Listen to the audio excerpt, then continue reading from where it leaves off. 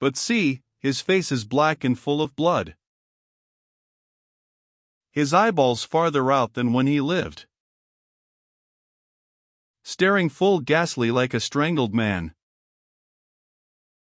His hair upreared, his nostrils stretched with struggling, his hands abroad displayed, as one that grasped and tugged for life, and was by strength subdued. Henry VI, Part 2. The sheriff depute of the county arrived at Ellangowan next morning by daybreak. To this provincial magistrate the law of Scotland assigns judicial powers of considerable extent, and the task of inquiring into all crimes committed within his jurisdiction, the apprehension and commitment of suspected persons, and so forth. Footnote: the Scottish sheriff discharges, on such occasions as that now mentioned, pretty much the same duty as a coroner. The gentleman who held the office in the shire of at the time of this catastrophe was well born and well educated, and, though somewhat pedantic and professional in his habits, he enjoyed general respect as an active and intelligent magistrate.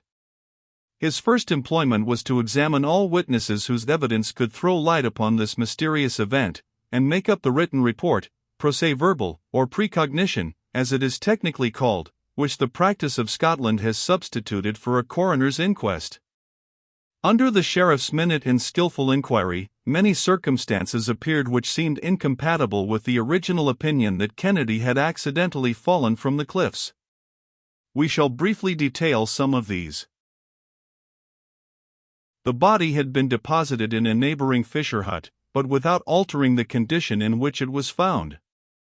This was the first object of the sheriff's examination. Though fearfully crushed and mangled by the fall from such a height, the corpse was found to exhibit a deep cut in the head, which, in the opinion of a skillful surgeon, must have been inflicted by a broadsword or cutlass. The experience of this gentleman discovered other suspicious indications. The face was much blackened, the eyes distorted, and the veins of the neck swelled. A colored handkerchief, which the unfortunate man had worn round his neck, did not present the usual appearance, but was much loosened, and the knot displaced and dragged extremely tight. The folds were also compressed, as if it had been used as a means of grappling the deceased, and dragging him perhaps to the precipice. On the other hand, poor Kennedy's purse was found untouched, and, what seemed yet more extraordinary, the pistols which he usually carried when about to encounter any hazardous adventure were found in his pockets loaded. This appeared particularly strange, for he was known and dreaded by the contraband traders as a man equally fearless and dexterous in the use of his weapons, of which he had given many signal proofs. The sheriff inquired whether Kennedy was not in the practice of carrying any other arms. Most of Mr. Bertram's servants recollected that he generally had a couteau de chasse, or short hanger, but none such was found upon the dead body, nor could those who had seen him on the morning of the fatal day take it upon them to assert whether he then carried that weapon or not. The corpse afforded no other indicia respecting the fate of Kennedy, for, though the clothes were much displaced and the limbs dreadfully fractured, the one seemed the probable, the other the certain, consequences of such a fall. The hands of the deceased were clenched fast, and full of turf and earth, but this also seemed equivocal. The magistrate then proceeded to the place where the corpse was first discovered, and made those who had found it give, upon the spot, a particular and detailed account of the manner in which it was lying. A large fragment of the rock appeared to have accompanied, or followed, the fall of the victim from the cliff above. It was of so solid and compact a substance that it had fallen without any great diminution by splintering, so that the sheriff was enabled, first, to estimate the weight by measurement, and then to calculate, from the appearance of the fragment, what portion of it had been bedded into the cliff from which it had descended. This was easily detected by the raw appearance of the stone where it had not been exposed to the atmosphere. They then ascended the cliff, and surveyed the place from whence the stony fragment had fallen. It seemed plain, from the appearance of the bed, that the mere weight of one man standing upon the projecting part of the fragment, supposing it in its original situation, could not have destroyed its balance and precipitated it, with himself, from the cliff. At the same time, it appeared to have lain so loose that the use of a lever, or the combined strength of 3 or 4 men, might easily have hurled it from its position. The short turf about the brink of the precipice was much trampled, as if stamped by the heels of men in a mortal struggle, or in the act of some violent exertion. Traces of the same kind, less visibly marked, guided the sagacious investigator to the verge of the copsewood, which in that place crept high up the bank towards the top of the precipice. With patience and perseverance they traced these marks into the thickest part of the copse, a route which no person would have voluntarily adopted, unless for the purpose of concealment. Here they found plain vestiges of violence and struggling, from space to space. Small boughs were torn down, as if grasped by some resisting wretch who was dragged forcibly along. The ground, or in the least degree soft or marshy, showed the print of many feet. There were vestiges also which might be those of human blood. At any rate, it was certain that several persons must have forced their passage among the oaks, hazels, and underwood with which they were mingled, and in some places appeared traces as if a sack full of grain, a dead body, or something of that heavy and solid description, had been dragged along the ground. In one part of the thicket there was a small swamp, the clay of which was whitish, being probably mixed with marl. The back of Kennedy's coat appeared besmeared with stains of the same color.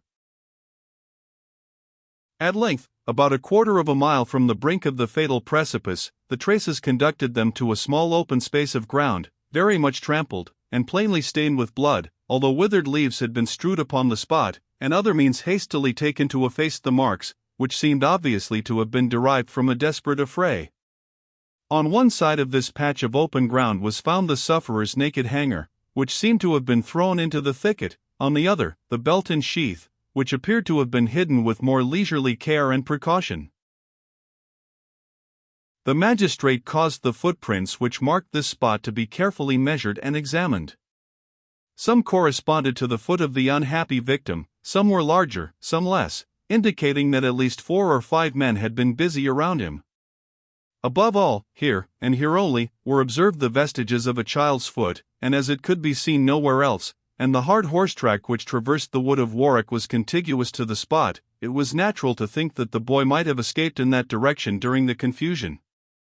But, as he was never heard of, the sheriff, who made a careful entry of all these memoranda, did not suppress his opinion that the deceased had met with foul play, and that the murderers, whoever they were, had possessed themselves of the person of the child Harry Bertram. Every exertion was now made to discover the criminals. Suspicion hesitated between the smugglers and the gypsies. The fate of Dirk Hatteraick's vessel was certain. 2 men from the opposite side of Warwick Bay, so the inlet on the southern side of the Point of Warwick is called, had seen, though at a great distance, the lugger drive eastward, after doubling the headland, and, as they judged from her maneuvers, in a disabled state. Shortly after, they perceived that she grounded, smoked, and finally took fire. She was, as one of them expressed himself, in a light low, bright flame, when they observed a king's ship, with her colors up, heave in sight from behind the cape. The guns of the burning vessel discharged themselves as the fire reached them, and they saw her at length blow up with a great explosion. The sloop of war kept aloof for her own safety, and, after hovering till the other exploded, stood away southward under oppressive sail. The sheriff anxiously interrogated these men whether any boats had left the vessel. They could not say, they had seen none, but they might have put off in such a direction as placed the burning vessel, and the thick smoke which floated landward from it, between their course and the witness's observation. That the ship destroyed was Dirk Hatteraick's no one doubted. His lugger was well known on the coast, and had been expected just at this time.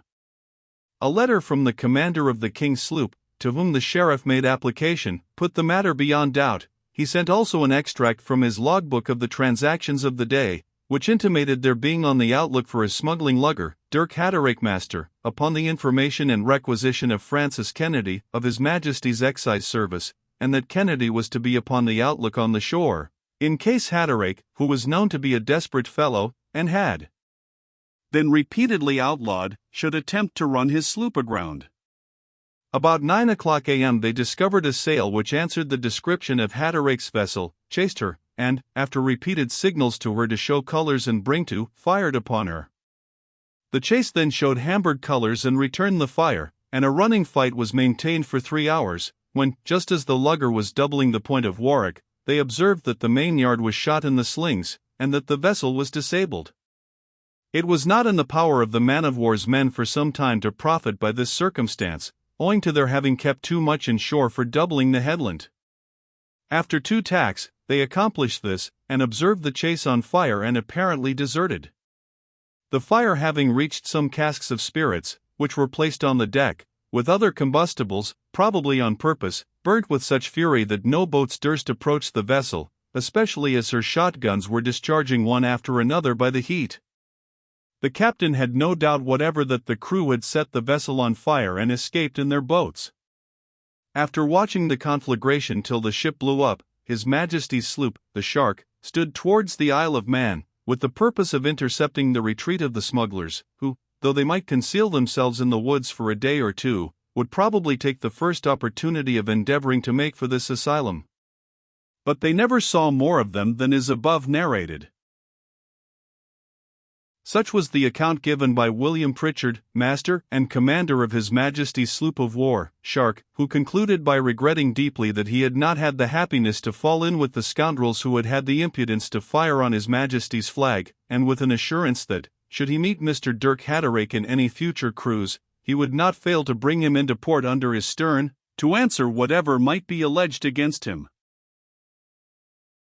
As, therefore, it seemed tolerably certain that the men on board the lugger had escaped, the death of Kennedy, if he fell in with them in the woods, when irritated by the loss of their vessel and by the share he had in it, was easily to be accounted for. And it was not improbable that to such brutal tempers, rendered desperate by their own circumstances, even the murder of the child, against whose father, as having become suddenly active in the prosecution of smugglers, Hatteraick was known to have uttered deep threats, would not appear a very heinous crime. Against this hypothesis it was urged that a crew of 15 or 20 men could not have lain hidden upon the coast, when so close a search took place immediately after the destruction of their vessel, or, at least, that if they had hid themselves in the woods, their boats must have been seen on the beach, that in such precarious circumstances, and when all retreat must have seemed difficult if not impossible, it was not to be thought that they would have all united to commit a useless murder, for the mere sake of revenge. Those who held this opinion supposed either that the boats of the lugger had stood out to sea without being observed by those who were intent upon gazing at the burning vessel, and so gained safe distance before the sloop got round the headland, or else that, the boats being staved or destroyed by the fire of the Shark during the chase, the crew had obstinately determined to perish with the vessel. What gave some countenance to this supposed act of desperation was, that neither Dirk Hatteraick nor any of his sailors, all well-known men in the fair trade, were again seen upon that coast, or heard of in the Isle of Man, where strict inquiry was made. On the other hand, only one dead body, apparently that of a seaman killed by a cannon shot, drifted ashore. So all that could be done was to register the names, description, and appearance of the individuals belonging to the ship's company, and offer a reward for the apprehension of them, or any one of them, extending also to any person, not the actual murderer, who should give evidence tending to convict those who had murdered Francis Kennedy. Another opinion, which was also plausibly supported, went to charge this horrid crime upon the late tenants of Derncleugh. They were known to have resented highly the conduct of the Laird of Ellangowan towards them, and to have used threatening expressions, which every one supposed them capable of carrying into effect. The kidnapping the child was a crime much more consistent with their habits than with those of smugglers, and his temporary guardian might have fallen in an attempt to protect him.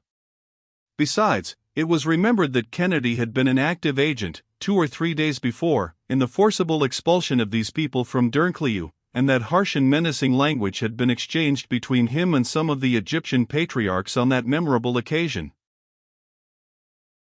The sheriff received also the depositions of the unfortunate father and his servant, concerning what had passed at their meeting the caravan of gypsies as they left the estate of Ellangowan.